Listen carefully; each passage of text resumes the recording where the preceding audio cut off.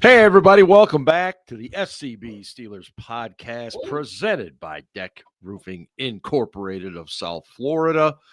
We are extremely proud to be part of the Variety Sports Network. And of course, I'm coming to you from the Frank Walker Law Studio. And a quick shout out to Frank, as chatted with him just briefly yesterday. He is back in as our studio host for another year. Have the utmost respect for Frank. He is just the neatest guy, man. You can obviously hear in the background right now that it sounds like Ben is arguing with his Labrador Retriever. We're not real sure where Ian is just yet, but I would just automatically assume that it has to deal with a child. Let's leave it at that.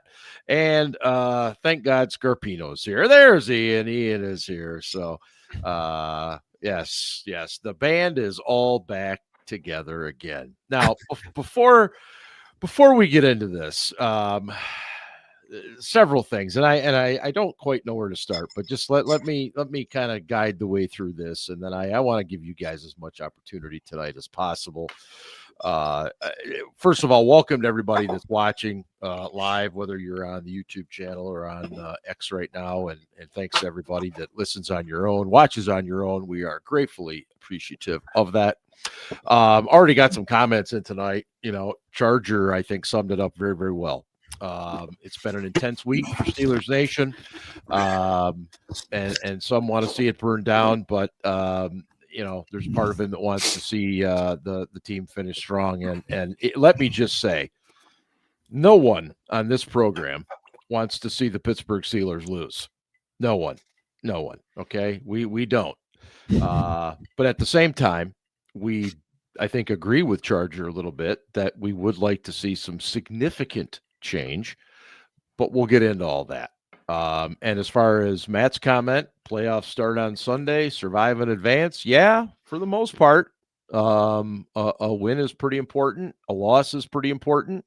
So yeah, it really, really does. So, gentlemen, welcome in tonight. Let's get down to the nitty gritty here with the most important question of all, which is, what are you drinking this evening?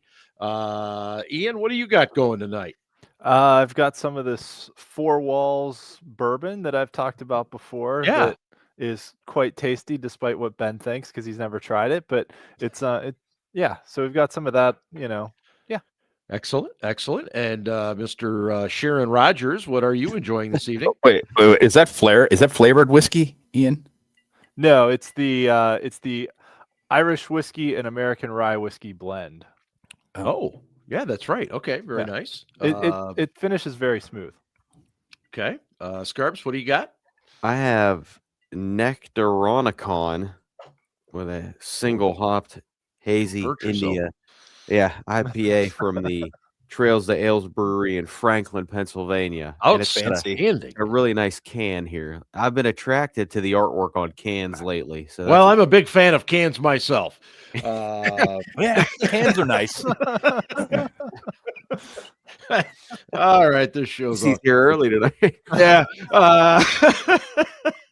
Melvin's got a bourbon going, and we got some water. We got some all kinds of different beverages going. I finally cracked the bottle that I bought this past week, a little of the Michter's unblended American whiskey, and it is quite tasty. It's just a nice, smooth whiskey.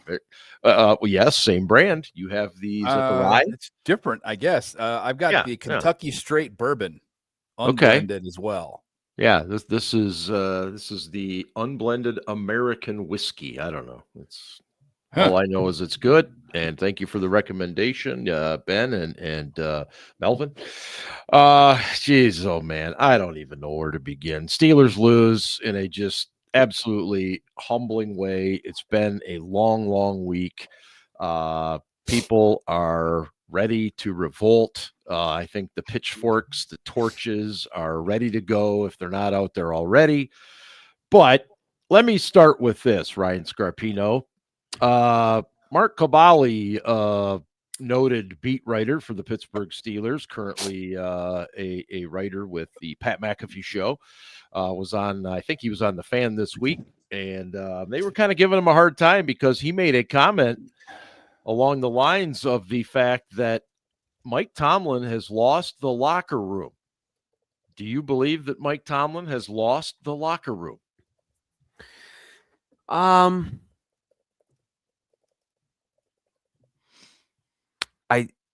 I do think there's a chance. And I've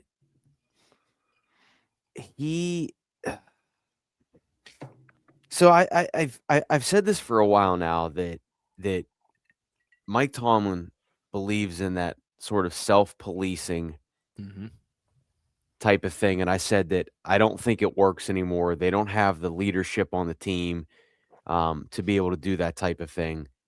And based on previous comments, and this isn't just, Najee's comments about a lack of structured rules, Minka's comments about, people think they put on a Steelers jersey and they're Steelers, and then TJ Watt saying they don't practice hard enough, and then this fucking horrible game last Sunday where TJ flat out was like, basically like, I've never seen a team run the same play so many times and we knew it was coming and we couldn't do anything to stop it. And then, oh, by the way, I don't want to steal all of Casey's thunder, but the defensive captain and so-called like all-time Steeler Cam Hayward was crying that Josh Allen was picking on him, and it was just like I don't like they have progressively gotten weaker and softer mentally and physically over the last couple years, and I think part of that is Mike Tomlin, because I think he thinks that these guys will just figure it out on their own, and they'll rally, and I don't think that the message or whatever Mike is saying is resonating with this group. I think there are a lot of guys that, for instance, I think Cam is on his way out. I think TJ is, and Ben, I'm glad you brought this up earlier. I cannot wait until TJ Watt asks for a trade. It's going to be fucking glorious. If you thought Steelers Twitter this week was a little aggressive and a little wild, wait until that happens. But yeah, I do think there is a chance that Mike might have lost his locker room.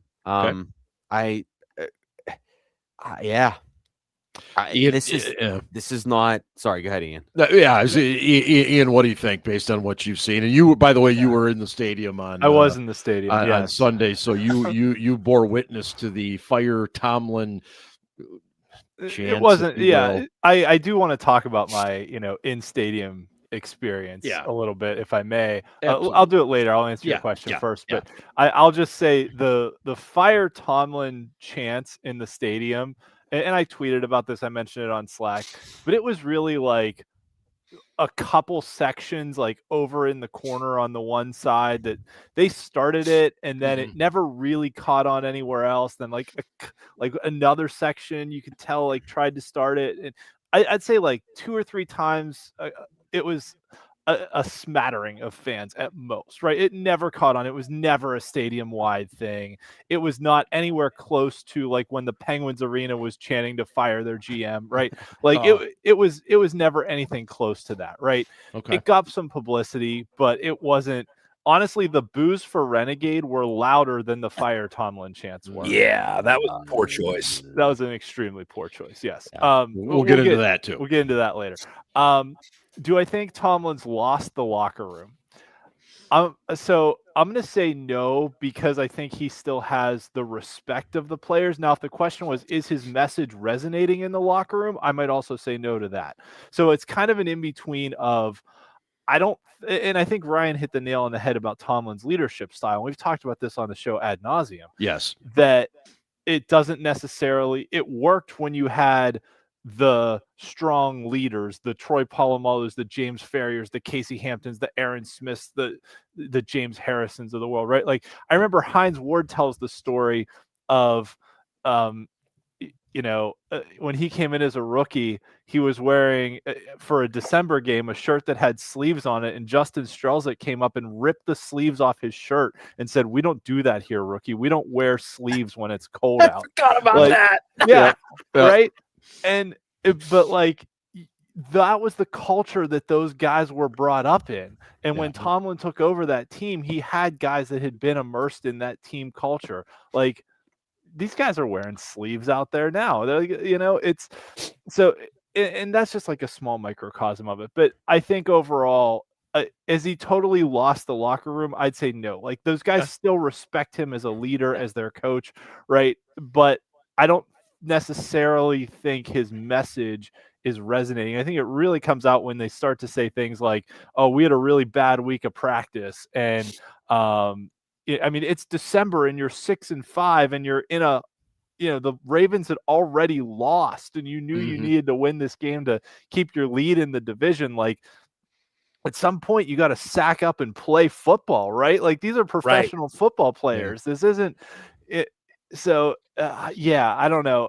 And just his whole demeanor with like the press this week and everything else, like, and really all season, he seemed kind of lackadaisical and almost like he's going through the motions this season. And I don't know if he's realized that it's kind of just a transition year with Aaron Rodgers, and I don't want to call it a lost season, but just kind of all off season we knew they were gearing up for next year's draft being in Pittsburgh anyways, right? So this year was kind of a whatever happens, and that was kind of what happened last year too with the quarterback situation. So I don't think he's overall lost the locker room. All right, Ben, same question to you.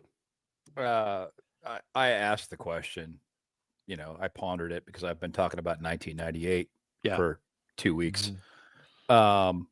So I put it out there and I talked to people and I'm like, what's the deal? Has he lost? No, he hasn't lost the locker room. Okay, fine.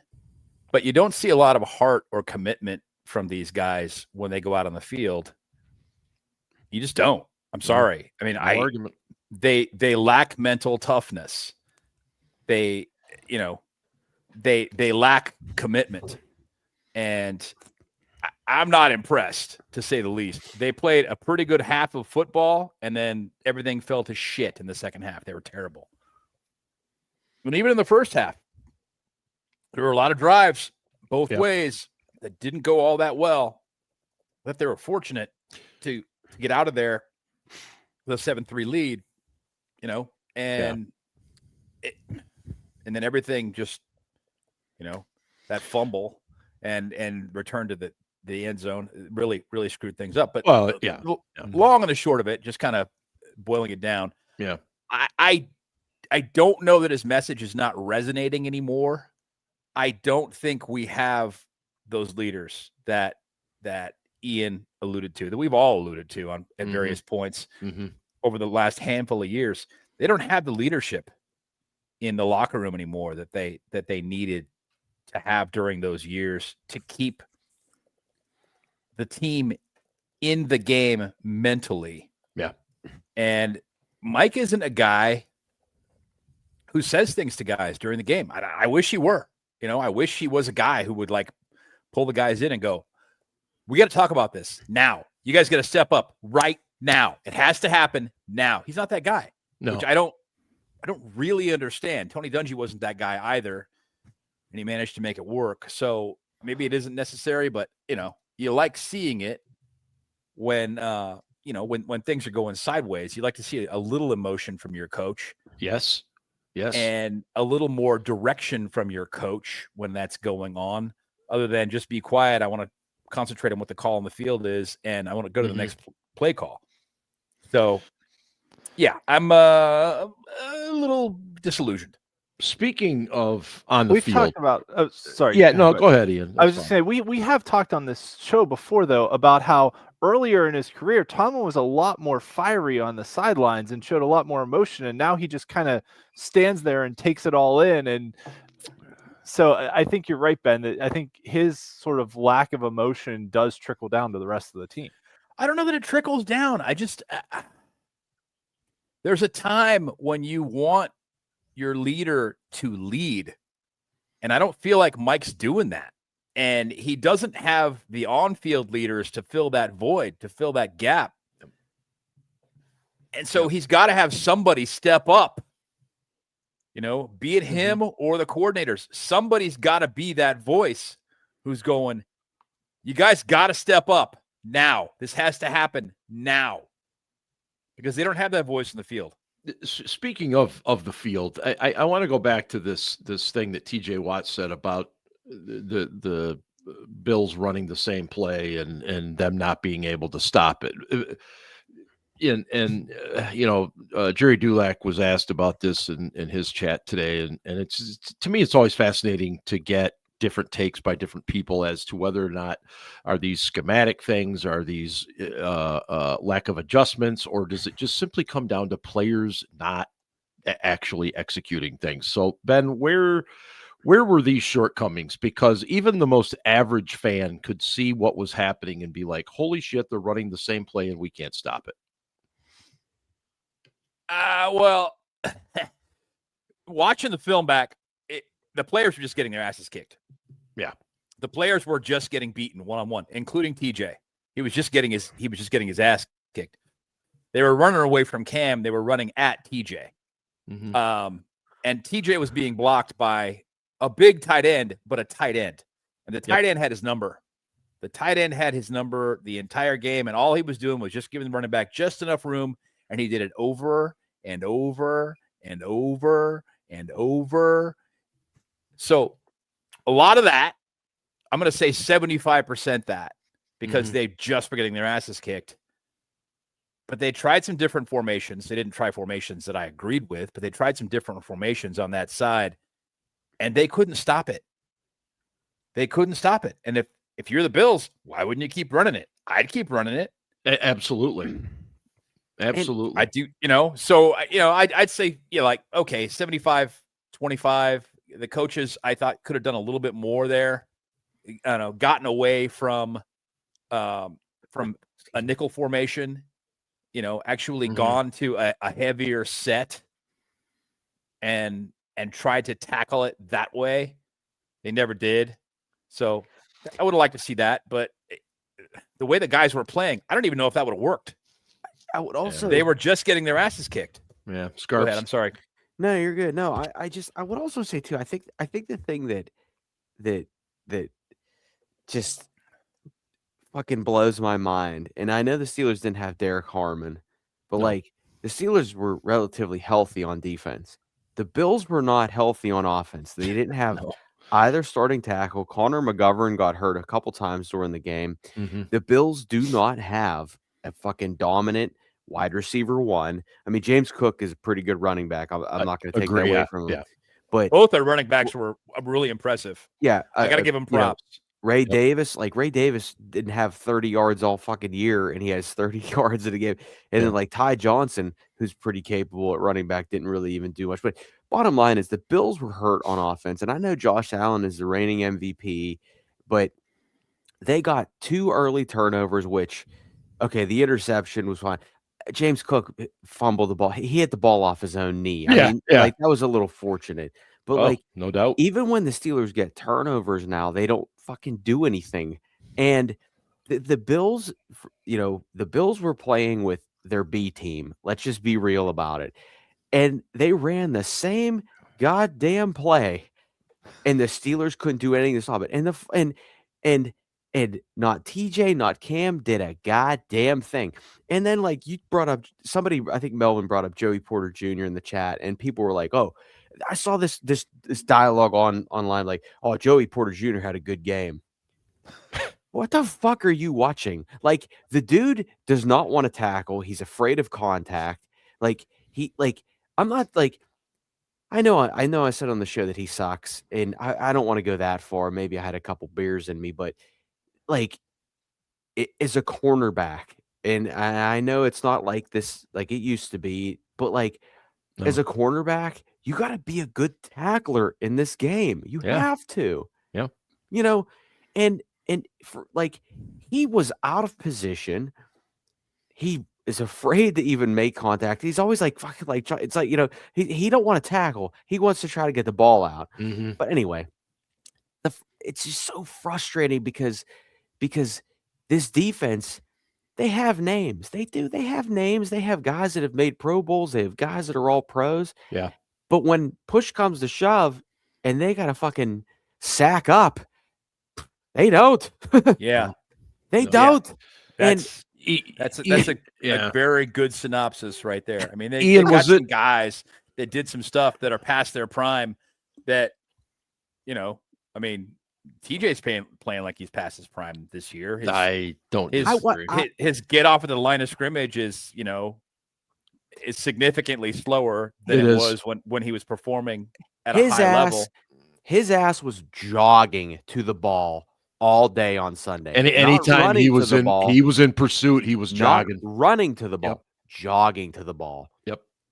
I don't know if they're playing too many snaps. I know they're not mentally tough. This defense just sucks. And we know they're playing too many snaps, Ben. They lead the league in snaps. Oh yeah. But I don't know if that's the problem is what I mean. Maybe it's a combination of factors as well. I mean, honestly, do they believe in what they're doing? Because if they did, maybe they play a little harder. Because none of us believe in the. That's a fair point too. In the scheme. I mean, everything's fucked right now. It's like it's a combination of factors. But I always go back to players because I think when things are going well, it's usually because of the players. And the coaches look like great coaches. And when things are going poorly, it's usually because of the players, and the coaches look like bad players, bad coaches, excuse me. So, I've always thought that great players made coaches look like great coaches. No doubt. They weren't necessarily those guys. And maybe they're good coaches, but they had great players. Ian, were you able to see what we were seeing on TV from the stands? Were you seeing just this constant, maybe a little different formation, but basically the same play over and over?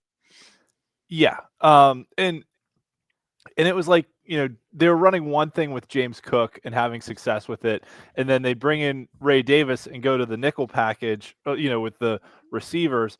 The other thing that I noticed in particular was that the Steelers were matching personnel. So, tangent. Matt Smith brings up a great point. Time of possession was 42-18. Yeah. And total plays was 73-43. Yep. They ran 30 more fucking offensive plays than we did. Like, how does that even? How does? Okay. Sorry. Right. Yeah. 30 more plays. 30 more plays. Yeah. It's ridiculous. Okay. It's both of them. That sounded like a little Seinfeld. What is the deal? What's the deal with that? Who are these people? Right. Okay. Sorry. Where was I? What the Steelers were doing was matching personnel. So when the Bills went 11 personnel, right, 3 wide receivers, the Steelers were bringing their nickel package. Well, what the Bills were doing was they were running a lot of tight sets. So they'd bring in the 3 wide receivers, but they'd stack them all close to the line. So you'd essentially have like a tight end in line and then a receiver kind of set right behind him. Yeah. And then on the other side, it was a tight stack to the line. So everybody was inside the numbers. And the Steelers' nickel defense is not good at run defense anyways, but we bring in the nickel, we take out a defensive lineman, and then they just gash us with Davis up the middle. And yes, they were blowing us off the ball, right? I mean, he had some gigantic holes. Some of those holes, like the all 22 was so damning. Oh my goodness! And you could, I mean, Ben, you've sat in my seats. You know where we are, kind of down in the corner. Like you could see some of those holes. Like the guy sitting behind me, the one time was just like, "Holy shit!" Like right after the snap when it just like opened up, it was bad. Our defensive front is just getting its ass kicked. Yeah. And Terrell Austin comes out today and says, "No, I really am satisfied with where my front seven Talk is." Talk about tone deaf. I think they really are. They're better than they were this time last year. Are you fucking kidding me? They just got the living shit kicked out of them. Yeah. It was no count bad, knockdown. Bad. Yeah. No count no count knockout, excuse me. Yeah. Oh. It was really bad. It was okay. And I didn't get a chance to go back and rewatch it because I really didn't want to sit through that again after I had seen it once. Oh no, I don't like to either, but I kept seeing, like Derek was posting some stuff on Twitter and stuff, and so I kind of like, okay, I'm gonna take a peek here. Yeah, and it's just horrible. It reminded me of. Do you remember? Gosh, this is going back. Ryan will know what year it was. It was the season opening game against the Browns. We won it 30-27. We went up big in the first half at halftime. 2014. Thank you. And the Browns came out in the second half and basically ran the same play over and over and over again. And it was either a handoff, it was either a stretch handoff or a play action bootleg with two crossers coming across, and they threw to one of the two. And it was just over and over the same damn play. This reminded me so much of that game that it was just like, we knew what they were going to do. It was going to be the same play. We just couldn't stop it. And it was, this was one of the worst performances that I've ever had to sit through. Like, it was just bad. That the sack fumble for a touchdown deflated them so much, and they just had nothing after that. And like we said, man, that they had a shot. That 4th and 2, they could have gotten back into the game. They had to have it though. Yeah, and they had Jonnu Smith in there blocking a defensive end. Like, well, who the fuck does that? The personnel choices by Arthur Smith have been nothing short of abysmal at many times. I just don't understand some of the choices he's making, and that right there was Exhibit A of using literally your worst blocking tight end in a situation where he has to make that block. There is no ifs, ands, or buts. He has to make it. And the guy immediately to his right is Spencer Anderson, and probably could have made the block. Agreed. Before we talk a little offense, though, I want to stay on the defense, and I'm probably stepping on the toes of Mr. Casey Kasem here. He'll get over it. Well, he usually does. I mean, he's dead. But he gets stepped over a lot.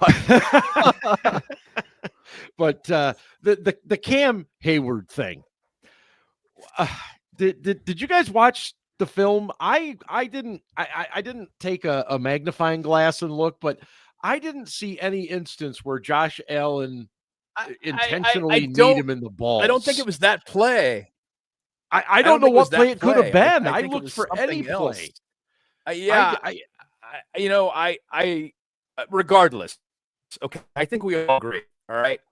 Yeah. Earlier in the year, Brian Branch took a swing at Juju Smith-Schuster after the final tick on the play of the game clock, walked up to Juju when they were all supposed to be shaking hands and punched him in the face or in the helmet, which I still don't understand.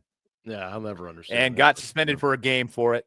And his coach chewed him out, and he was emotional at the end of the game. Fine human being, I get it, whatever. Yep.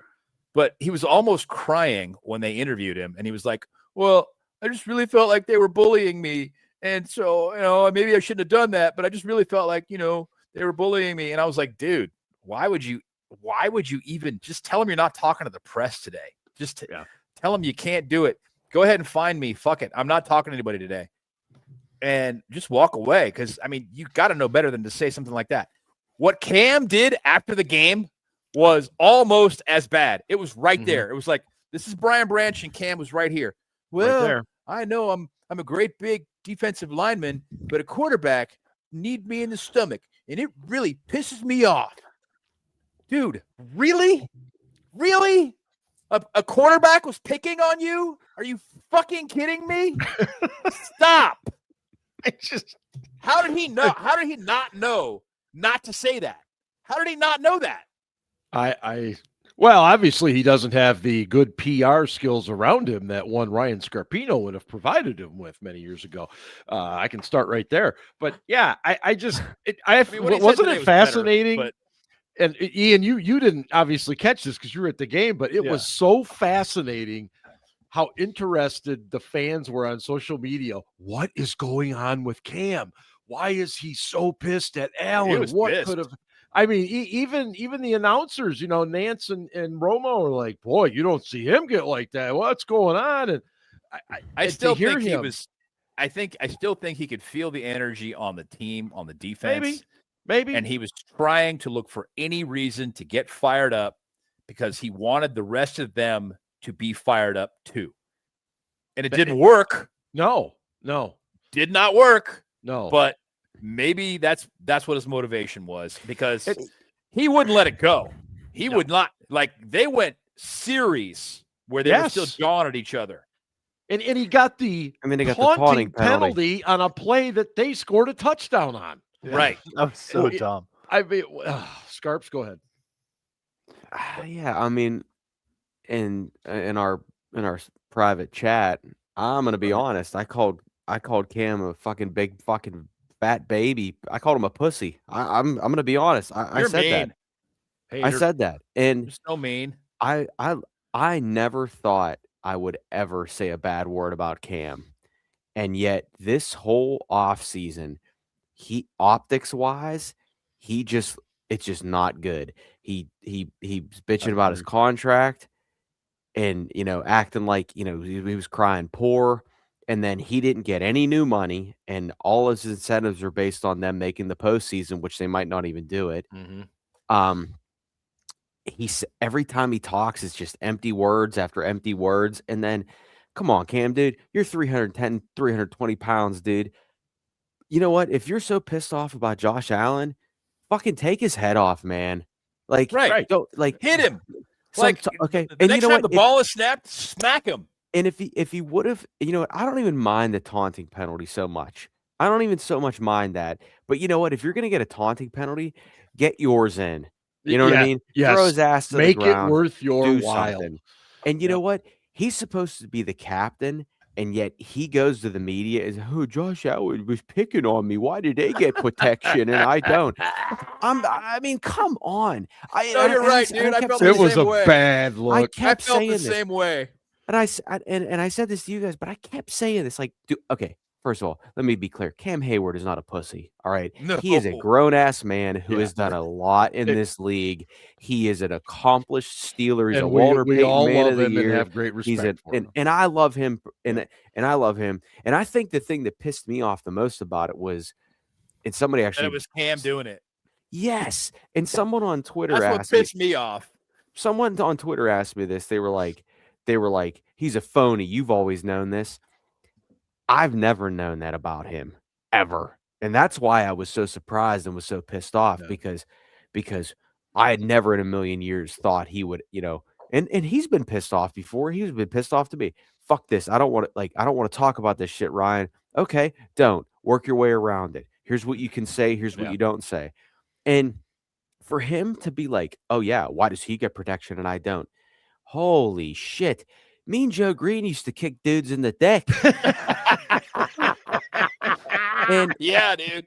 And we're gonna have Mean Joe Green would have picked up your center and threw him at you. And I'm not gonna. I don't want. Again, Casey's gonna touch on this later. But like, you got Mean Joe Green did that, and you got these fans with the balls.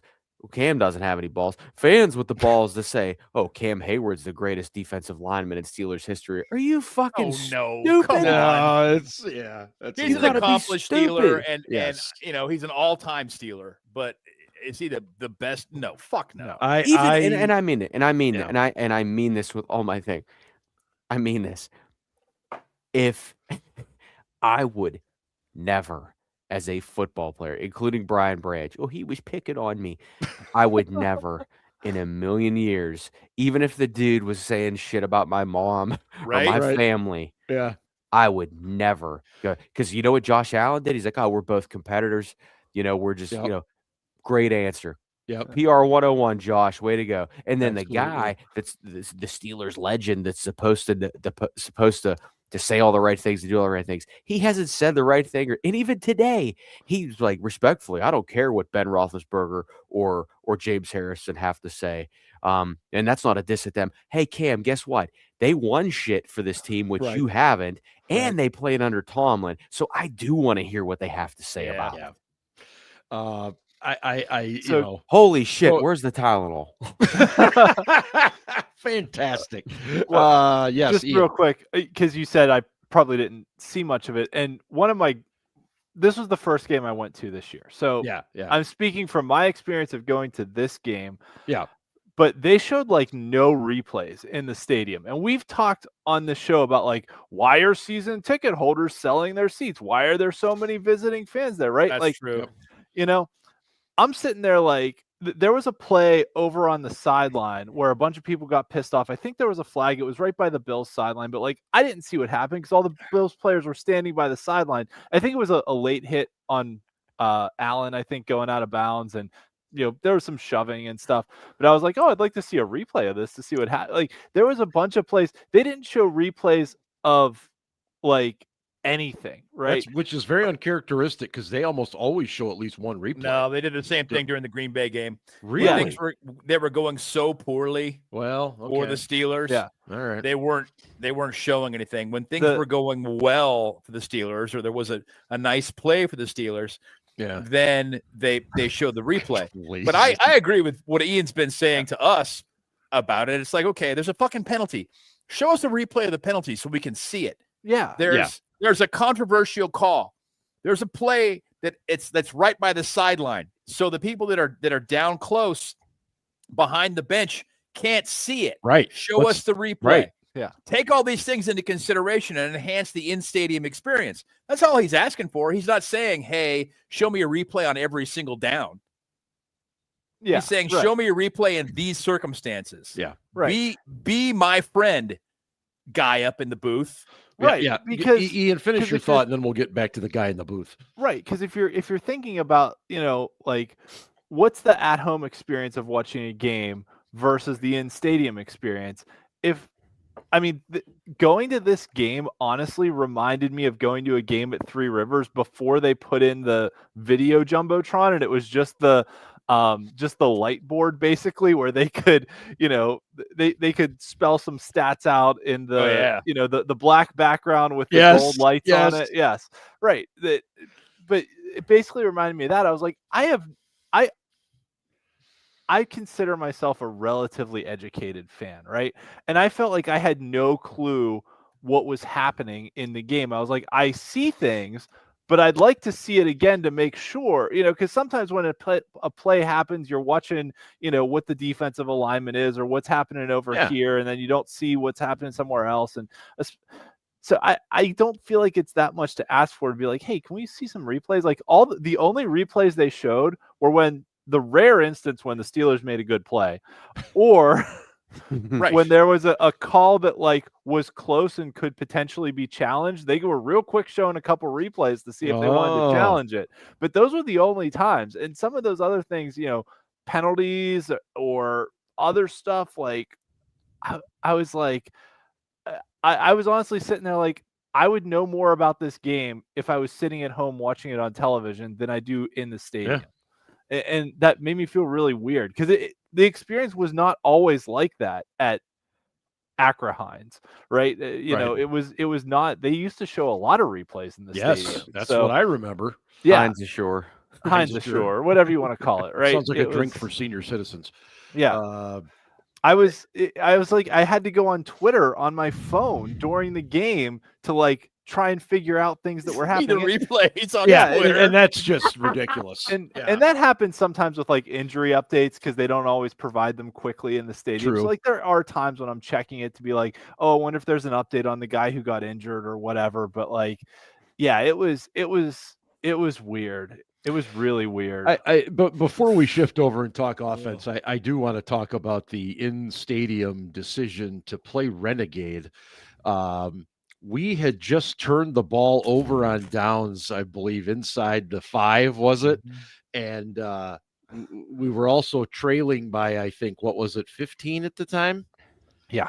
And we make the decision to play Renegade. Now, look, I understand that a lot of people bring people to the game, and that's one of the draws. You want to see Renegade. I think, and guys, correct me if I'm wrong, the idea of seeing Renegade, probably wrong. This is very true. The idea of experiencing Renegade is that hopefully the team is either winning or it's a one-possession game, and you need to hype the crowd and the team up. You don't play it when you're down 2 scores and you just got stopped inside the 5. That's just my opinion, but I thought it was completely asinine to have played it there. The crowd booing? No, the crowd booed it. Ian, did you hear the booing? I booed it. Yeah, it was oh my God. When the screen goes dark all of a sudden, you know it's coming, and you know it's coming. That was completely warranted. Yeah. Shut up, Aaron. Honestly, so I have a broader comment, but I'll say this about Renegade first. You're right, Mark. It's one of those things that's become like a ritual, a tradition, and they just kind of do it just because. Right.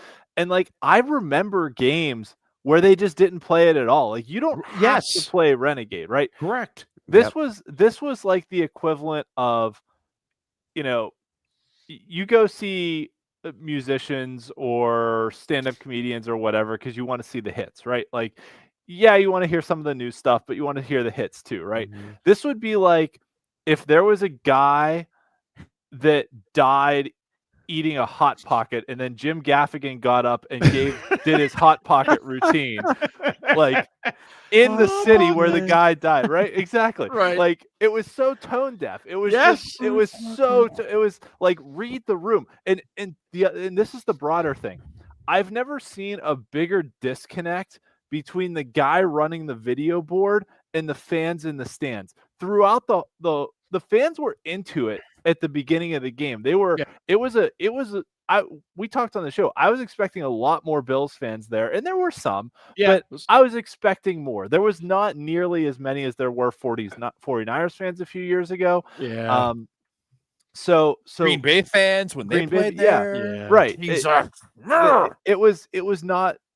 It was a majority Steelers crowd. I would probably put it at like 80% or so. And I know I sit behind the visitor sideline, so I know there's some family and friends seats that are on our side, so there are generally more visiting fans in our areas than there are elsewhere, but I'd say 80% or so.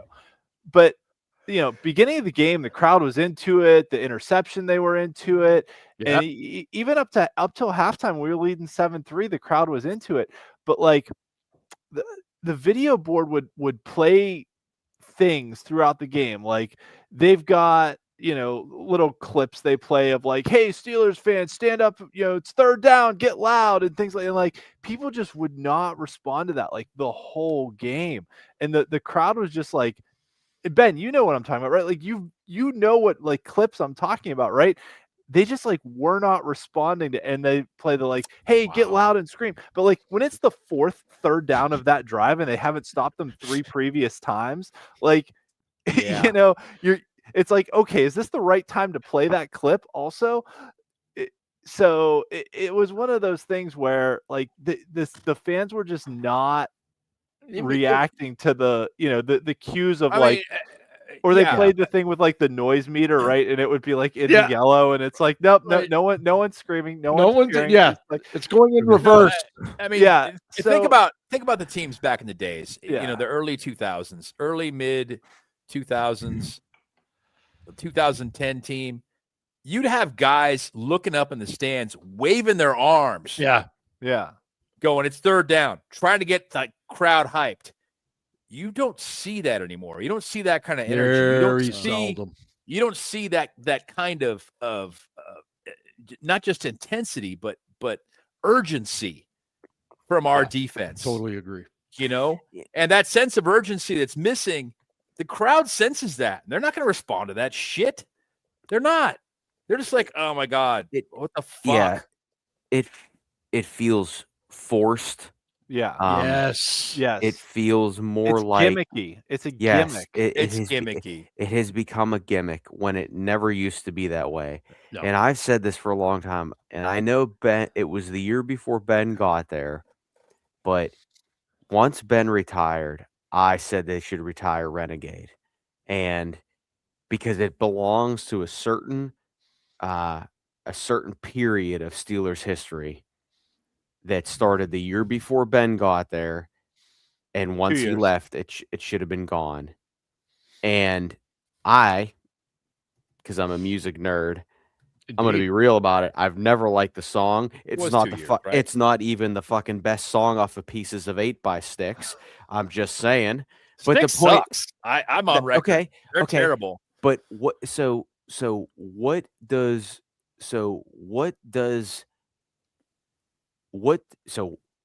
And then also too, when I was still working there, it became a running joke that every time they played Renegade, the fucking the opponent would score a touchdown or make a big play. Like it's just Renegade belongs in a special place and time in Steelers history, which is no longer where we're at. So find something else. I don't disagree with what you're saying, except for one point.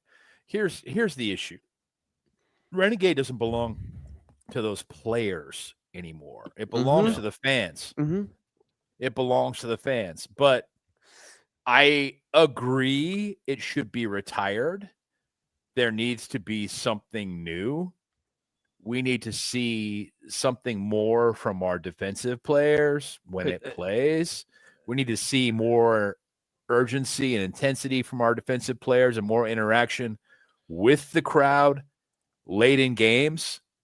If they want to get that response, they've got to interact with the fans. You've got to do something. You can't just interact with them when things are going well.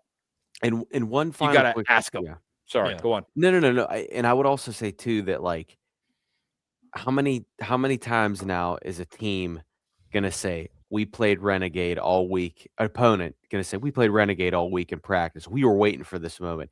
It didn't used to be that way. Like teams used to be afraid of Renegade.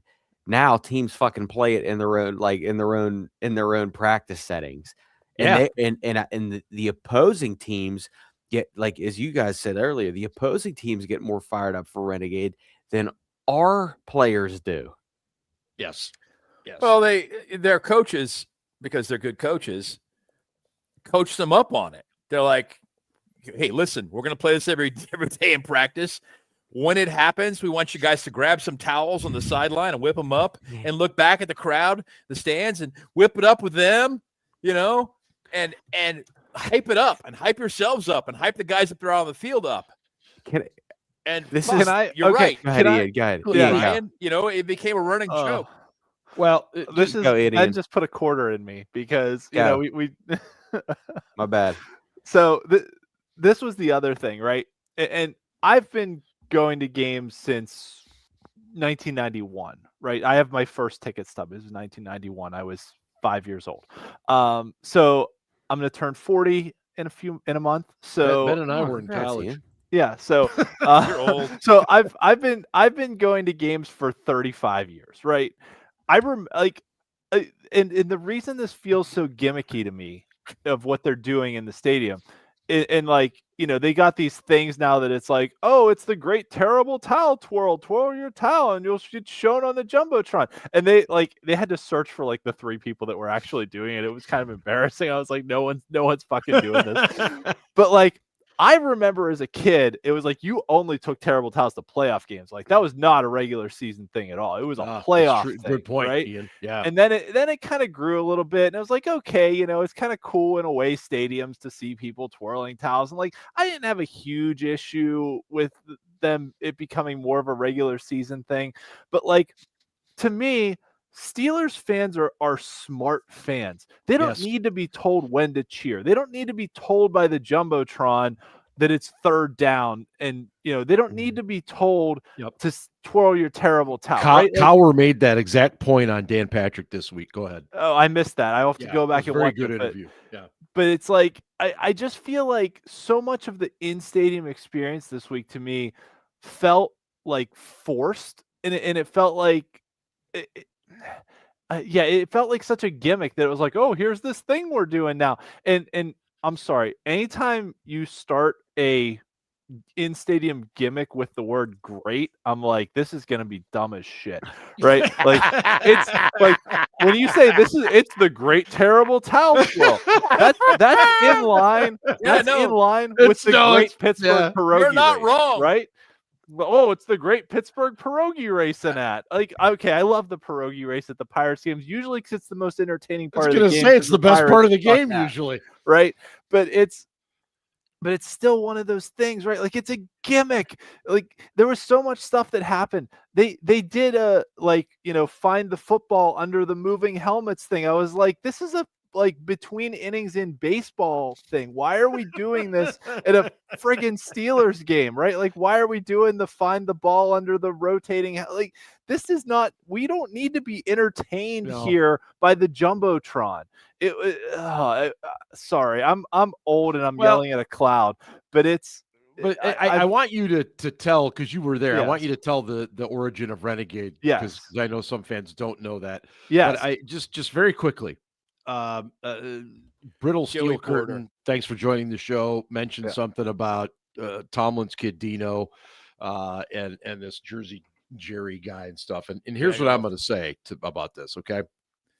There are a lot of things going on out there on social media, and and nobody on this show, we're not addressing this stuff unless Mike Tomlin or the Steelers organization talks about this shit.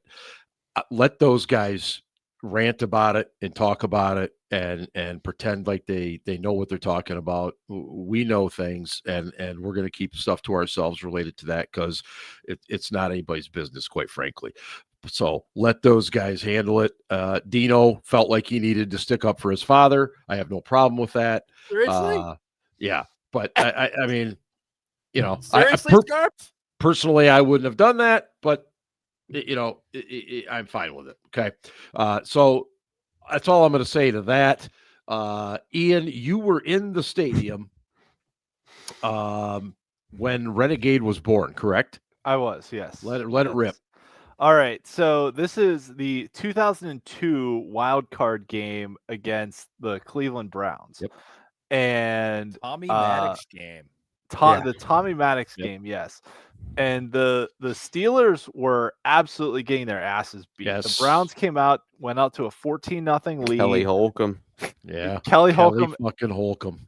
Do you know who the Browns offensive coordinator was? Bruce Arians. It was Bruce Arians. You're right. Yeah. And Keith Butler was the linebackers coach. Yeah. Might have been. Yeah.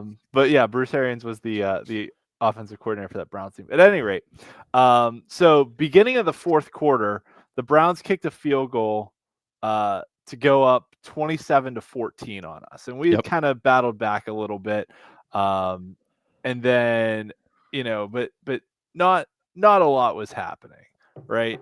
And then trying to remember the exact sequence of events here. The Browns were winning by a bunch, right? And they got the ball back, and the crowd was really depressed at this point, because we were getting our asses kicked by the fucking Browns, right? Yep. And so they started playing Renegade on the Jumbotron, and I remember because the first 30-45 seconds of it are kind of depressing, right? Yep. I remember sitting there, and I heard it come on. And I was like, oh, yeah, this is cool. And the people behind me are like, oh, they're even giving up. They're playing this depressing shit. And I'm like, no, this is Renegade. This is gonna hype us up. And then that scream happened. Yep. And the whole stadium just erupted and got into it. And then the defense got to stop. And then we scored a touchdown. And I think Randall returned a punt for a touchdown. And a whole bunch of stuff happened. And we came back and won the game. I don't remember 36-33. That was the full Matu Malafala, wasn't it? Yeah. That's a bad I'm sorry. The Malafala. Yeah, the Randall punt return was in the first half, so that was before Renegade. But he still had another big punt return later. But it was one of those that first 30 seconds, you could tell the whole crowd felt like, oh shit, we're so depressed. We're so down. We're losing to the Browns. We're getting our asses beat. It's the playoffs. Is this really how this season's going to end? And then like that scream happened and like everyone just started cheering and jumping around and like the defense got into it. And then it kind of just like became a thing after that, right? Like I don't remember them playing it a whole lot the following year in 2003 because they were just dog shit that year. Right. And they went 6-11, 6-10. 6-10. Yes. They were that was so bad though. They were so bad. We got Ben out of that though. We got Ben out of that. We did. You're right. It was worth it.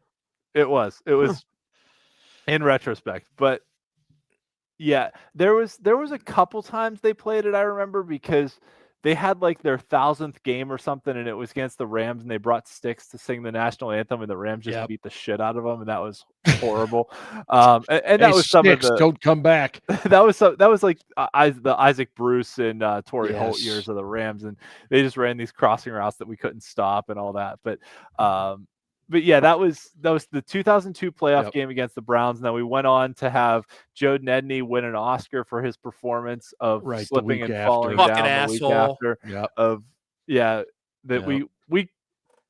Man, like, and I don't remember how the seeding was. Would we have hosted the AFC Championship game if we had beaten the Titans that year? I don't know. I don't remember, but that was at any rate, it was that 2002 year against the Browns, and it was really good, right? Because that was 2 years before Ben, but they still didn't like play it all the time. No, really, until they were intentional about it. They were very intentional and strategic. That it was like when they needed a big defensive stop, and people kind of latched onto it. Like I really remember, especially Ben's rookie year, like 2004, 2005 was when it really started to become a thing. And then like 2008, that year they went to the Super Bowl and had that defense that should be remembered as one of the greatest defenses of the modern era. I won't say of all time, but of the modern era. Historic. They had actually historic. That 2008 season, they had so many renegade drives that they forced turnovers, and there was the strip sack against Baltimore that happened on a renegade drive, and just a lot of good shit happened like in that 2004 to 2008 time frame. The magical power. Yeah. And then I can remember going to games even fairly recently within the last, I don't know, I don't want to say 5 years, but prior to 2019, where they played Renegade and, something good would happen afterward. And I was just like, yep, there we go. It was about to happen. The crowd's hyped up. Yeah. The defense is hyped up as a result. Something good happens. Yeah. The defense rises to the occasion and makes a play. You look forward to that happening. Now it's whatever. I mean, I looked it up. We would have had to go on the road to Oakland, who was a really good team that year. But the Super Bowl. That was the year the Bucs won the Super Bowl, and we had beaten them on Monday Night Football. We were the last team to beat that Tampa Bay team before they won the Super Bowl. Let me steer it back to the offense from Sunday, which I know is an awful subject to discuss. Can we discuss 1998 at some point, please? Well, Ben, you've referenced 1998 many times. I just keep coming back to it. It just feels like it. Well, so for the younger members of the audience who might not remember that, go ahead. Explain why you. Because they never saw Kent Graham play. Well, yes. Oh, or lived through the 80s, which was worse than this, kids. As bad as you think this is, and this sucks. Yeah, the 80s was worse. The 80s was so fucking bad. Oh my God, it was so bad. So explain 1998. Okay, so the Steelers were this team that would they were good one week and they were bad the next, and then they were good one week and they were bad the next, and they were good one week and they were just like this. Pretty good, maybe. The Steelers have good every year, but this year they're kind of weird. You don't know who's going to show up and who's not. So anyway, they have a game. They have a good week of practice, and they beat the Jaguars 30-15. And nobody remembers this because they weren't alive then. But the Jaguars were one of their main main rivals. Yes, they were in the old AFC Central. The rival, the Jaguars just seem to have their fucking number. Yep. Yeah. All and the those time. were some good Jags teams in the late 90s. They were. And they beat the Jags 30-15, and I believe it was in Jacksonville. Mm-hmm. No, it was at home. It was at home. It was at home? Okay. Yeah. So you're looking at it now. I think that was Bettis had a big game that game. So Cowher's talking after the game, and he's asked the question, like, why is your team so inconsistent? Basically, I'm paraphrasing. Like, what's going on? Mm-hmm. And Cowher responds by saying, there's nothing wrong with this team. The winning a couple more games won't fix. Everything is fine. I feel like after tonight, I really feel like we have turned the corner and things are going well. And if we win a couple more, we're fine. They proceeded to lose the next week to a Detroit Lions team that was 4-7. Mm-hmm. And they were the Lions. They were the fucking laughing stock of the league then. It was the Phil Luckett coin flip game in overtime. Heads, tails. 6-7. Yeah, in overtime. We lost that game. That's right. That was the Phil Luckett game. That was really lovely. And never should have lost that game. We never should have been in a position where it went to overtime. In the first place, they were a way better team than the fucking Lions, who sucked donkey balls. And that was the last game the Lions won, by the way, that year. They went 5-something. I don't know. 5-11. 5-11. Yeah. And then they post game at that game, after the game, Tom Donahoe gave an interview and said, well, the talent's out there. I don't know what's going on with the coaching, but the talent's out there. Yep. Drew Cowher and his staff under the bus. There was already friction between those two. Things weren't going great. Cowher was having issues with the locker room. I felt like he lost the locker room that year. Don't really have anybody to reference that back to and confirm that, but it just felt like that was what happened. Yeah. They proceeded to lose the next 4, finished the year 7-9. And there were changes after the season. Yep. There were changes on the coaching staff, but most importantly, Cowher and Donahoe both offered their resignation to Dan Rooney, and Dan had to pick.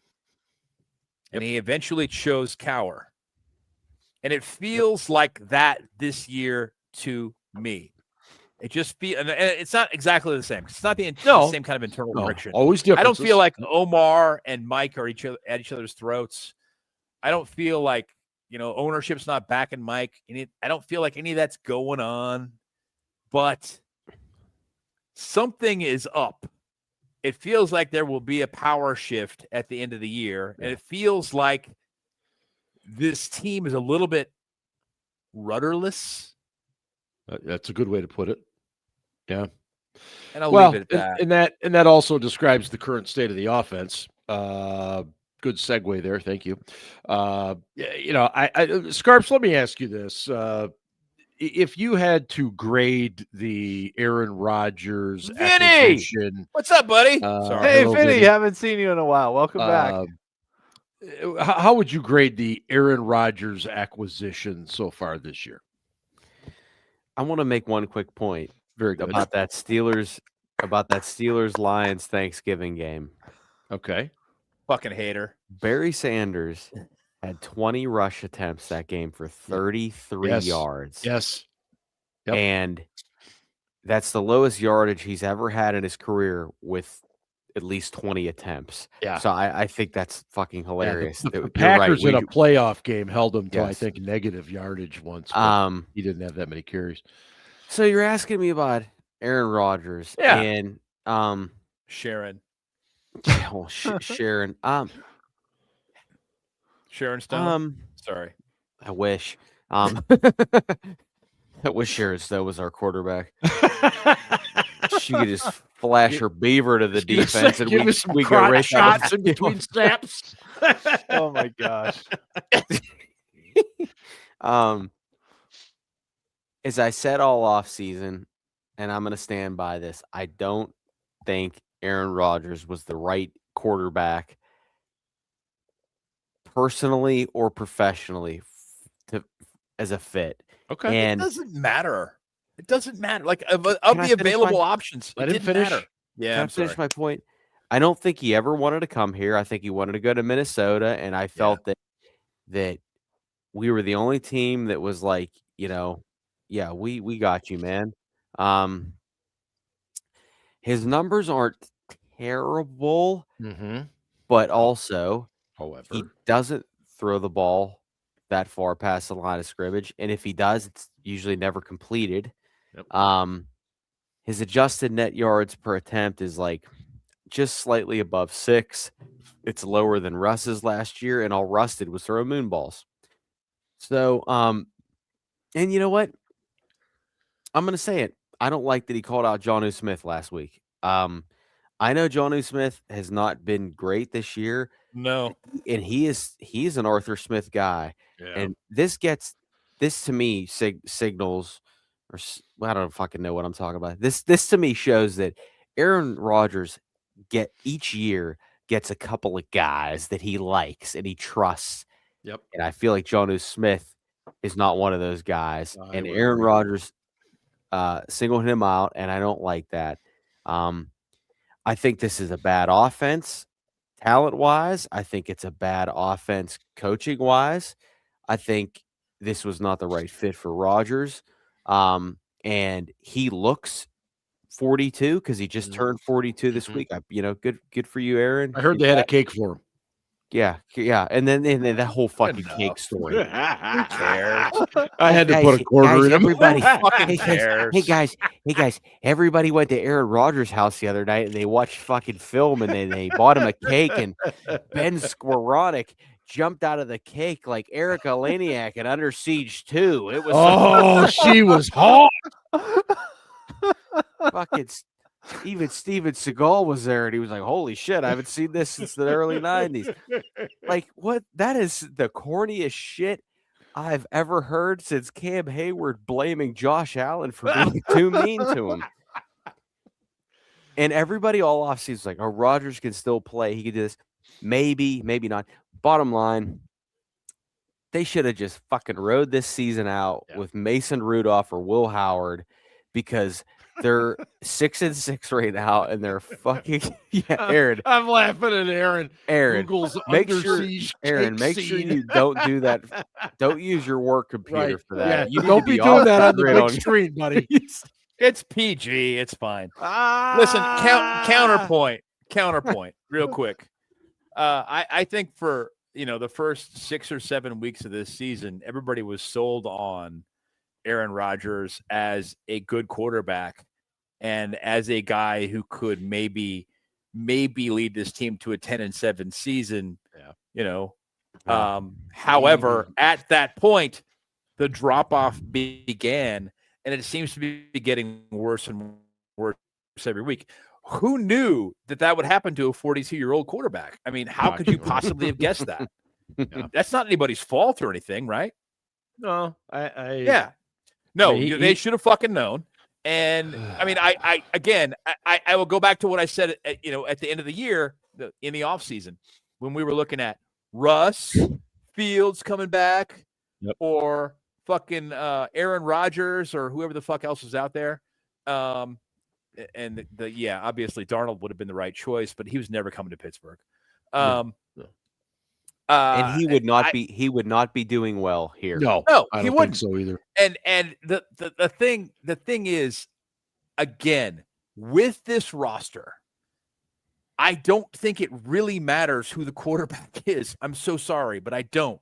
The roster is trash. The scheme is trash.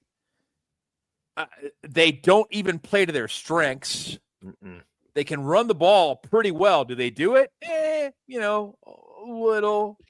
They do a fair amount of it, but not enough. Even when things are going well with the run game, they try and throw it anyway because they want to throw. They want to be a throwing team. They have no identity in rushing offense. They have no fucking identity.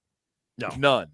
And they're not willing to commit to the things they do well because they want to do what they want to do, period, and the end.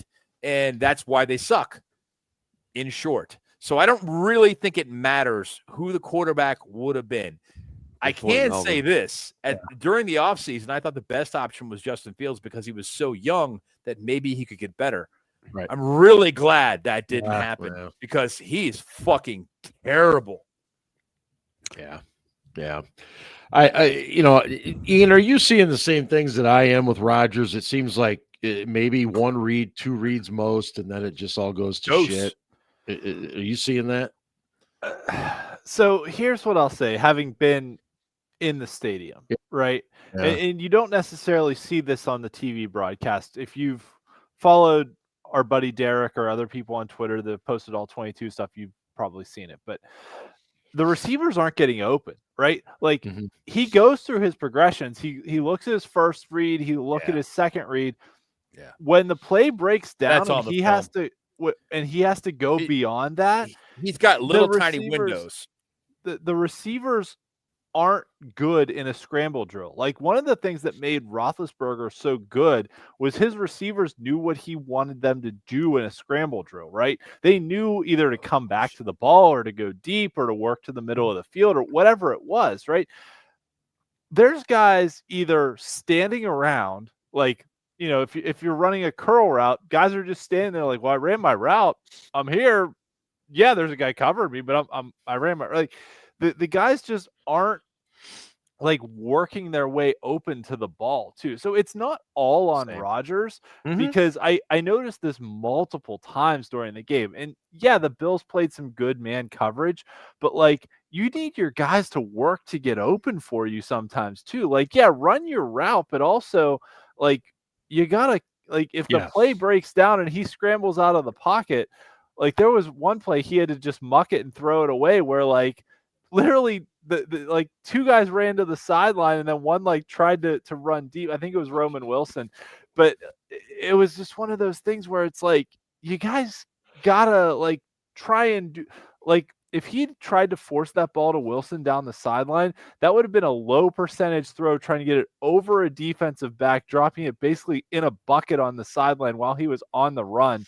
Like you gotta come to the ball, show your hands, like. Yeah, I don't know. You gotta. The receivers have to do things to help their quarterback too, right? Teams do drills for this, consistently, and Doc Holliday makes a good point. I think the other part of this is our receiving core, talent wise, it's not all that great either. No. So I that's true. And I will say though, like I think it was the first or second drive of the game, Rodgers tried to take a deep shot for Roman Wilson, and he was open, and Rodgers missed on a third and short. Yeah. Tried that YOLO pass, right? Yep. But Rodgers missed him. That was a horrible throw. Like, Rodgers said after the game, he said, I was trying to gauge the strong wind, so I threw it about 4 yards farther than I probably should have. Yeah. It's like, what the fuck? And the wind was swirling around, like it was not consistent, but he missed him. And like Rodgers' deep ball has not been good the second half of this season. And I think that's the harder thing. And I said this in the chat is I feel like he's just throwing shorter and shorter passes every week. Like I don't have the ADOT numbers in front of me, but I feel like his average depth of target has to be so much shorter now than it was 5 or 6 weeks ago. That just seems like they're just not attempting anything down the field, and that just brings the safeties up. It brings all the defense up, and it takes away the short stuff. Like the short stuff works if there's a threat of throwing long, and the defense has to respect that. But we have no threat of throwing deep, so there's no respect for that. Let me. Matt Smith brings up, and I appreciate him being positive. We win this Sunday. We're back in the driver's seat. He's not wrong. That is factually correct. And Baltimore is not exactly a steamroller right now. Lamar Jackson did not practice today. It's the 4th straight week that he's missed at least one full practice leading up to a game. He's definitely got some ankle issues, and so he's not 100% by any stretch. Nope. We would probably see Snoop Huntley, Tyler Huntley, if he can't go. And, the Ravens defense is kind of banged up. Kyle Hamilton is not 100% either. So this is, I'm not jumping to predictions just yet, but this is not your classic Steelers-Ravens game. That doesn't mean it won't be a dogfight. That doesn't mean it won't be your classic rock fight. It's just not that Steelers-Ravens where you've got future Hall of Famers all over the field. Ben, what do you think is going to get the job done this week? Shit. I forgot to plug in my laptop and it's about to die. So I need to grab my charger. I'll answer. Go ahead, Ian. Or choice. We'll give it to Ian. The only way to win this week is to stop Derrick Henry. Because Lamar, even in that game last week, Lamar was not himself, right? Like he did not look to run as a primary option in a play, right? It was he tucked and ran a few times if he absolutely had to, but I still think whether it's his ankle or his whatever else he's been nursing injury wise, he's not 100%. He's not Lamar Jackson of prime. He's not prime Lamar Jackson. What was the stat that somebody was it Ben that posted in our chat about how he isn't making anybody miss right now? Yeah, he hasn't had like any missed tackles forced this year or something. He hasn't forced any missed tackles this year. Yeah. Okay. Now Derrick Henry's a damn good running back, and you know who else is good is that Mitchell kid that they got. Yeah. Yep. And after the way like Ray Davis carved us up last week as a secondary option, and all season the Steelers have not defended throws out to the flat at all. Like swing passes to the running back, we haven't defended those at all. And the Ravens run a lot of those, especially to Mitchell. They'll run a few to Henry too. But like the Bills did that a lot where they were just like, oh, we'll just throw this little swing pass out to a running back who's already at speed and he's just going to blow by for 8 or 9 yards, and why not, right? Didn't the team have shirts made up about something, get to the flats or something, because we were so freaking bad at it? Like maybe a year or two ago, I think they had that made up. It wasn't No, this the year. flats is where Joey Porter Sr. got arrested. The flats was where Tyson Alualu played bumper cars and... Well, I walked right into that one. That fucking Scarps guy knows what I mean. Yeah, that guy. Or not Tyson Alualu. I'm sorry, wrong guy. That was the kid from Washington. Alameda Tamu. Yeah, you're right. I'm sorry. I apologize to Tyson. Wrong guy. Yeah. It was the nose tackle from Washington. You're profiling Samoans, Ian. Way to go. Sorry, I've had some dick. I'm sorry, I said the wrong guy's name. It was the other nose tackle. Yes, it was Alameda Tamu. Yes. Okay. At any rate, back on point here. Nevertheless, we'll have some drinks. This team has not defended swing passes to the running back all season, and I think it wasn't either Terrell Austin or Mike Tomlin asked about it earlier this year, and they were kind of like, "Yeah, we don't care about those passes," and they were just like, "We're worried about getting beat down." It was field. Tomlin. Yeah, it was Tomlin. He said, "I'm not worried about that. Those aren't the plays that are hurting us. It's these other plays." I was just like, "Dude, what the fuck kind of answer was that?" Right? Like it's 3rd and 9. And the running back is converting for a first down and moving the goddamn chains. And you're saying that's not hurting you? Yeah. What the fuck? Exactly. And the Bills ran that a lot. The Bills scored at least one touchdown on that and converted a couple third downs on those plays too. Yeah. And as much as I hate the Harbaughs, like John Harbaugh's smart and knows like how to coach against us. He's smart and he's a cheater. He will have his team hyped for this. And they'll know how to exploit us. Like they're going to run those swing passes, and Mitchell's pretty darn good. So we have to stop their running backs. Like their wide receivers aren't that good. Lamar isn't. His elusiveness is not what it was. But if we can't stop Henry and Mitchell, we're going to give up 250 yards rushing again. Like we have not fixed the run defense that gave up 300 yards against them in the playoffs. Carmen is not coming back this week either. You think they might try to run an inside zone duo play on us once or twice? Maybe like to that same side. Yeah. Well, this is the thing. After watching the film last week, you think they might try that? Yeah. Well, this is the thing too, and we've talked about like TJ Watt has to be frustrated because you see those like advanced NFL stats charts of him, like and it's literally just all lines going in the same direction. It's all just oh, he's rushing to the edge from the left side. It's all that he does every single play, and teams have figured that out. And to Ben's point earlier about blocking with a tight end, they figured out, oh, we just have to bump him a little bit back, and that creates a hole because no linebacker backfills that hole, and there's a space to run there between TJ and the defensive tackle. And that's all that they have to do is just bump TJ a little bit, and he's basically out of the play. And because the scheme calls for TJ to just keep doing the same thing.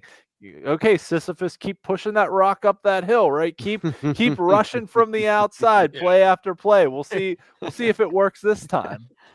And by the way, Sisyphus is what led to the term sissy.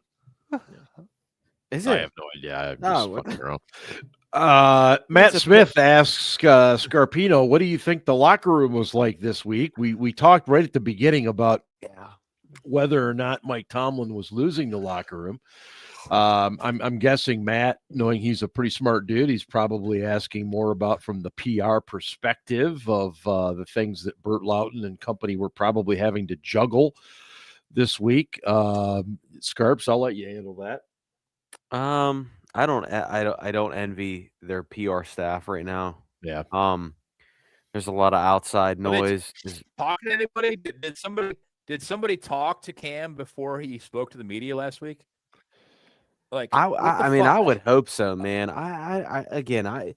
That's just, and I would say like the whole like.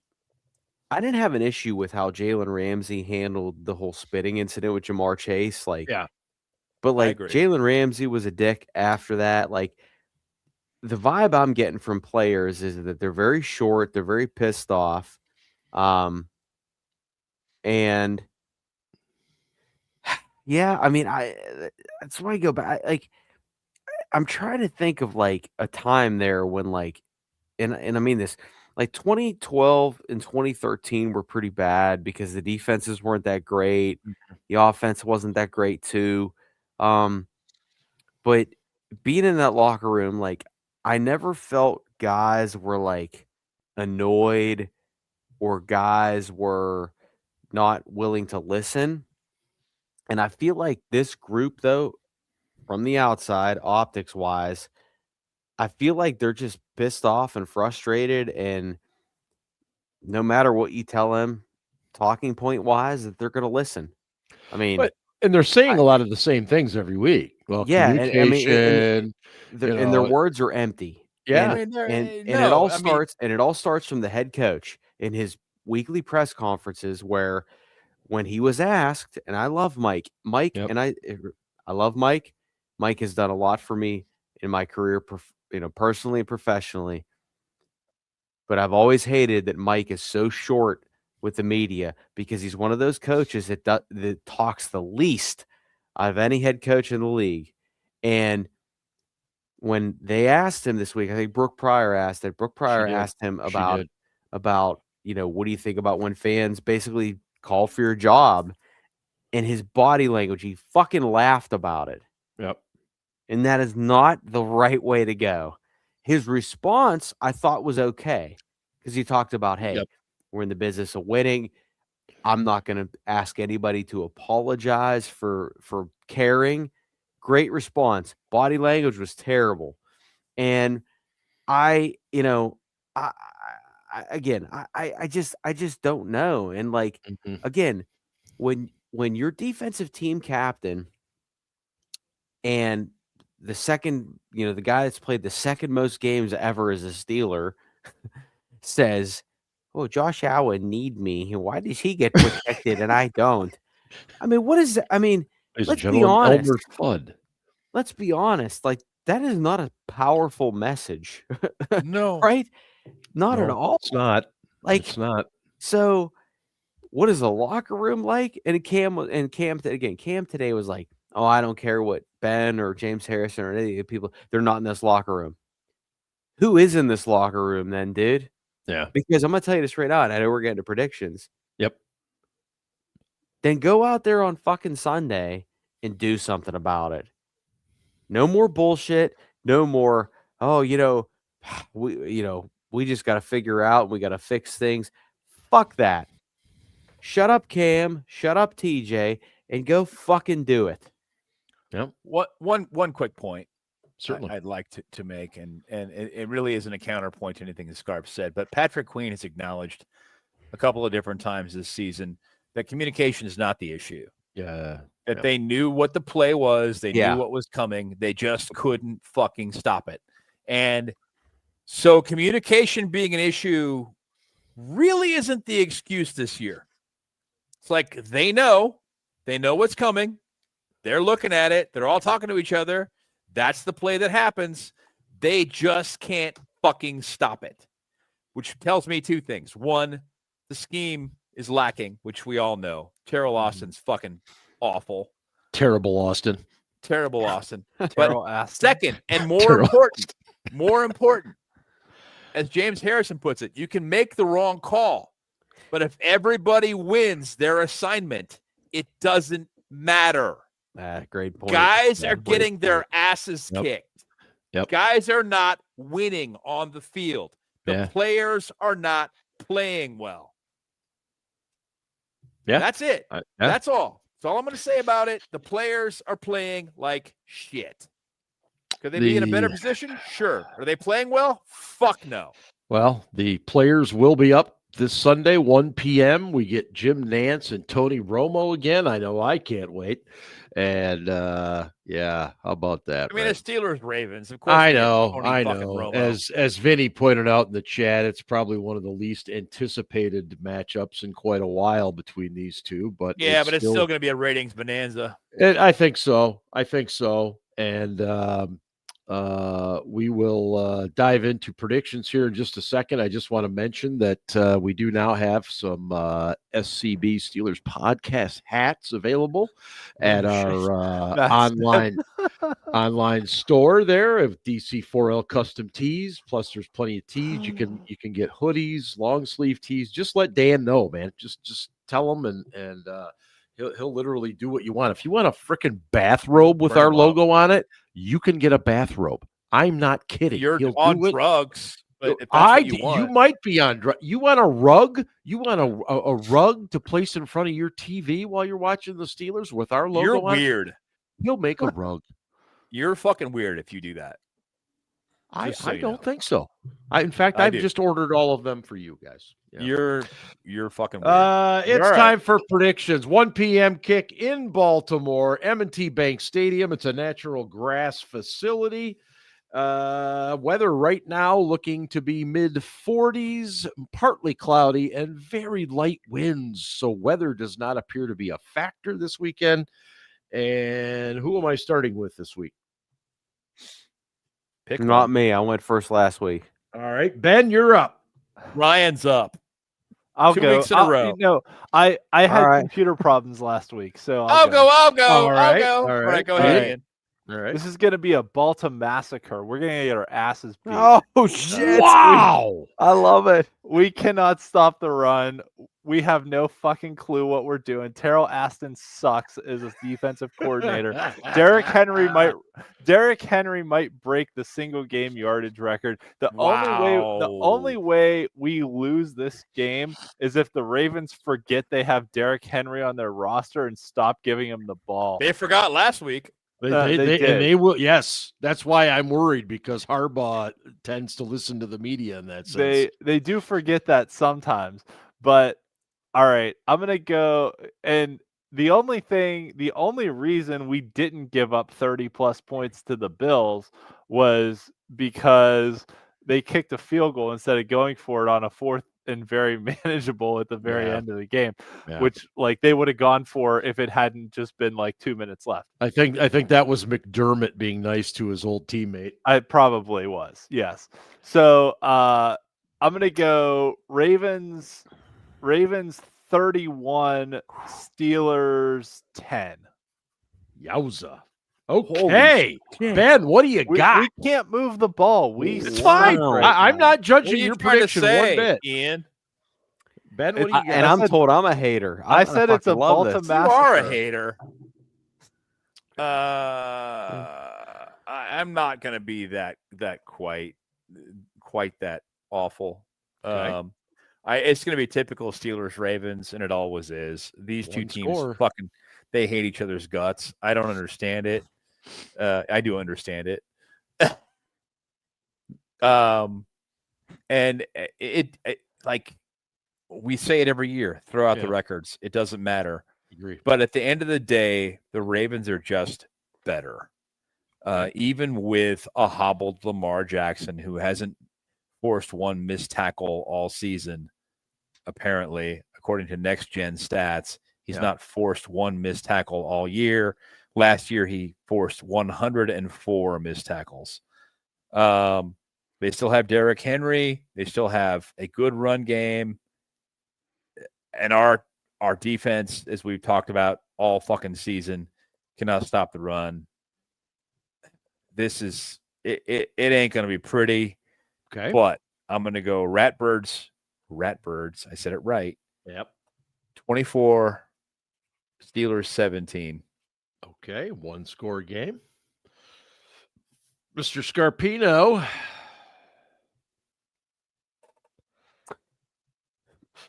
I think Harbs is listening to the media, especially about Henry's lack of involvement last week.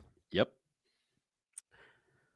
And I think ultimately this comes down to who has a better defense and who's on the road. Mm-hmm. Mm-hmm. I think the Ravens are going to be hungry on defense. Mm-hmm. I think they smell blood in the water. And Matt Smith, I appreciate your insight. Don't give a shit. The Ravens, I'm just saying, I don't think it's going to be a Baltimore massacre, but I do think and Melvin, my guy. Let's do a bet here. Okay, Melvin, wager. I'm going to bet that Derrick Henry has 150 rushing yards. Wow. At least 150 rushing yards. What are you guys betting? And Melvin, $50. Whoa. $50. Booze is the best. Yeah, booze. I would just say bet a $50 bottle of booze. Okay, my point being is that I'm going to give Melvin $50. Yeah. Okay, he's actually going to give me $50 if we agree to this, and we could pick our bottle of booze that we want to buy with the $50. All right. Derrick Henry is going to rush for 150 yards. Wow. And I got it written down right here. The Ravens are going to win. Okay. 26-15. Oh, wow. Okay. 9 That's points. a weird spread. score. Okay. It's an odd one. Well, here's the thing. Last week, going into that game against the Bills, a lot of people thought, and Ben, I know you were right with me because you were thinking this too. There was this weird vibe that the Steelers were going to pull it off. Yeah. Weird the other way, though. It was just weird, like this is that game, and obviously it didn't turn out that way. And obviously Mike Tomlin has also learned not to say things, like unleash hell in December. All right. Because we're now in December and he is not going to. What are you trying to say, Mark? I am trying to say that he is not going to say that. In fact, what I believe is going to happen is somehow, some way, the Pittsburgh Steelers are going to keep this game close. They're going to get turnovers. Oh. And Mark's picking the Steelers win. And the Pittsburgh Steelers are going to win this game 20-17 on a Chris Boswell field goal. And now that might be their last win of the year, but they're going to pull this off. Tomlin is circling the wagons. I think we're going to win the last game. I don't think we're going to win this one. Maybe. But we've done well in Baltimore.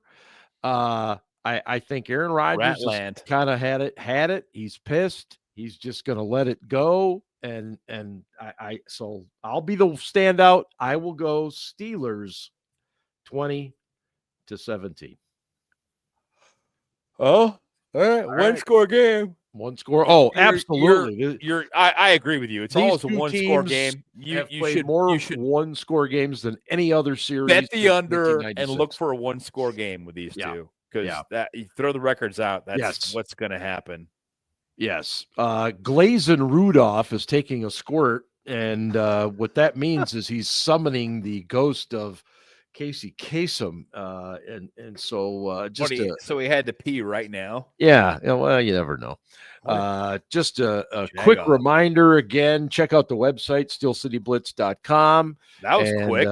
That was a really quick whiz. What did you do? Like pee in a bottle right next to the desk there, or what? I gotta fucking, my bathroom's right there. Jesus Christ. Good for you, man. Well. Next time, give the headphones to the dog. See what the dog says. Ladies and gentlemen, my dog. I don't know if we're gonna hear anything about short throws and Game of Thrones this week, but here he is, Casey Kasem. Doing Casey is like doing heroin. You're never gonna get that. You're never gonna get the same rush. That's great, Melvin. All right, my guy Melvin. If Derrick Henry rushes for 150 yards, you're going to send me $50 via Zelle or Venmo or whatever. And if he doesn't, I'm going to send you 50, and you buy whatever you want with the $50. Whatever bourbon you want. I think Redemption Rye is like $31. So we're good. Perfect. You're right. Okay. All right. And if the IRS is listening, this is just a friendly wager. Casey's Coast to Coast American Top 40. Hello, everyone, and welcome to the week that was December 4th, 1979. Our favorite correspondent and non-ball knower, Ryan, is back with us again this week, and he writes, Dear Casey, can't stop the run. Can't stop the run. And TJ Man and Captain Cam can't tackle anyone, for they can't stop the run. They can't stop the run. Casey, that's, of course, a parody of Band on the Run by Paul McCartney and Wings, off the album of the same name released on tomorrow's date back in 1973, which, oddly enough, is the birth year for most of the Steelers starters. Yeah. They're old, Casey. Like Paul McCartney, the Steelers' best work was decades ago. Also, like Paul McCartney's ex-wife, the Steelers don't have a leg to stand on. As they head into the final 5 games of the season. And finally, like song number 2 off of side 2 of Band on the Run, I have no words for what has happened to our beloved Steelers. There might not be a better example of this than following last week's game, when Steelers defensive captain Cam Hayward said, being kneed in my stomach by Josh Allen ticked off the entire game because as a quarterback, they're protected and I am not. It just pisses me off. Cam, I thought you'd be more pissed off that you and your group got your shit pushed in all game.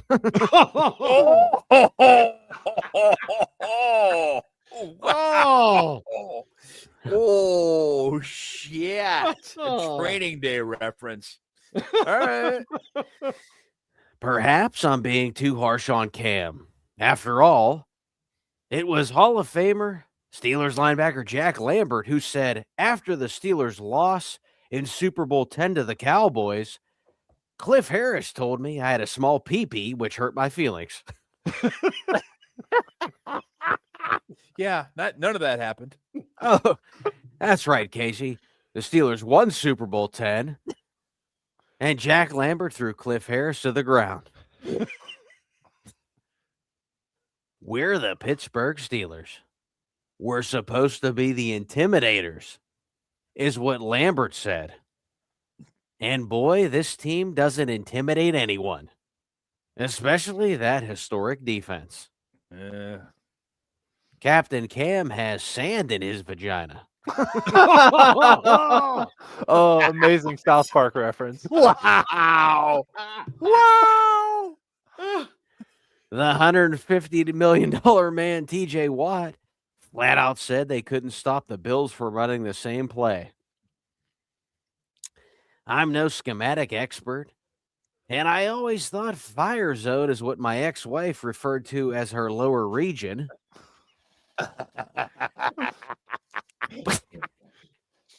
But perhaps someone on this defense can give their balls a tug and show some fight. They're soft, they're weak, they're terrible. Steelers defense, I cannot rock with you. Oh. All right, keep your feet on the ground and keep reaching for the stars and keep your radio tuned right where it is. At number 29 this week, here's Michael Jackson with Rock With You. Another banger from Casey. Outstanding. Holy shit. We went for an hour and 40 minutes tonight. What the hell's going on around here? This was good therapy. We needed that. Oh my God. I've been waiting for this all week. Are you kidding me? I'm honestly surprised you guys weren't more angry tonight. Honestly, I was shocked. There wasn't more yelling. That's why I think doing this on Thursday night is better, because I think if we did it like on a Monday or Tuesday, it would just be constant yelling. Yeah. I mean, imagine us right after the game. Oh my intoxicated. God.